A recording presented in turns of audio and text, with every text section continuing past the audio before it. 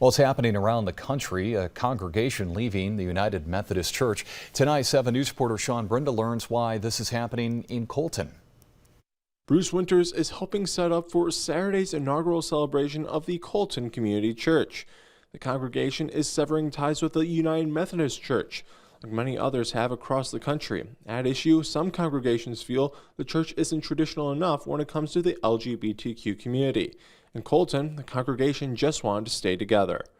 We made a decision not to go traditionalist or progressive, so we became an independent church. We're not affiliated with any denomination at this point because our congregation was split right down the middle.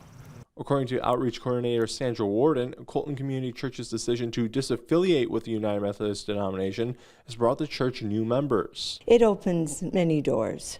We have had various new members coming.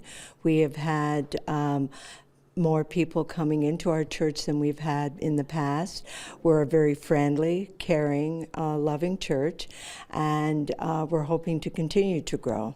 Winters says that as the church grows, look for it to help with students and their schooling. We're going to open up the church for children in the community who may not have high-speed internet access, and maybe even do some tutoring.